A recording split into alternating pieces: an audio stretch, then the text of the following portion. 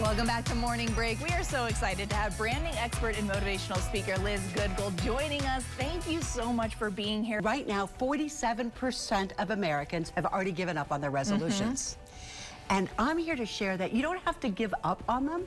What we need to do is to figure out what we should stop doing instead of saying what we should start doing. How about if we stop snacking? How about if we stop eating after 7 p.m.? How about if we say it's dinner and done? The kitchen is closed. Those are easy things to do. So let's say as a business owner, one of your goals is to speak better, or as I like to say, speak gooder, right? Yeah.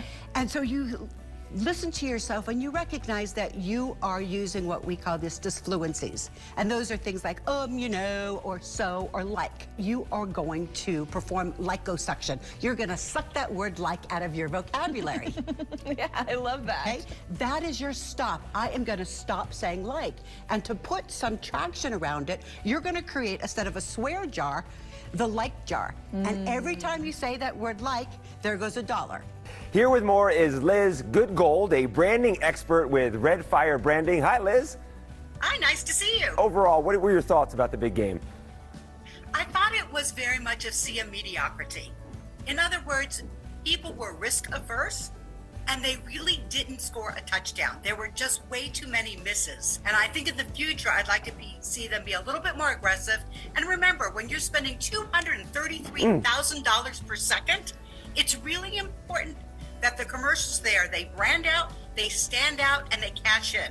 How do you make sure that you don't fall victim to all of those great marketing and branding messages that make you open up your wallet and spend that hard-earned cash? What are some of the ways that companies do this? What's the kind of verbiage that they use? Oh gosh, we have so many tricks in our bag. So the first thing to remember is that consumers love the great 4-letter words, free and sale.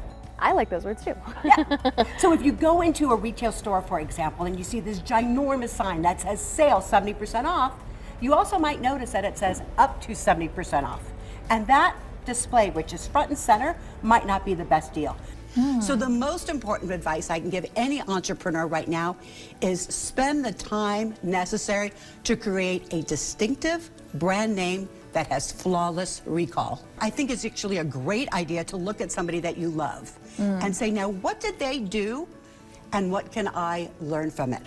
I remember meeting a chiropractor and she says, I don't do fluff and buff. I only work with people in pain. She has defined her brand, not by just what she does, but by what she doesn't do. I feel like I have just skimmed the surface of the wealth of knowledge that you possess, Liz. I cannot thank you enough. And I love Selena Gomez in particular because she truly put her work and her money where her mouth is.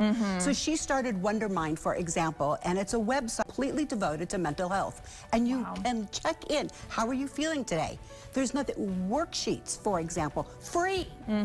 Companies like Lululemon, Nike, REI, they are all taking back their own clothes.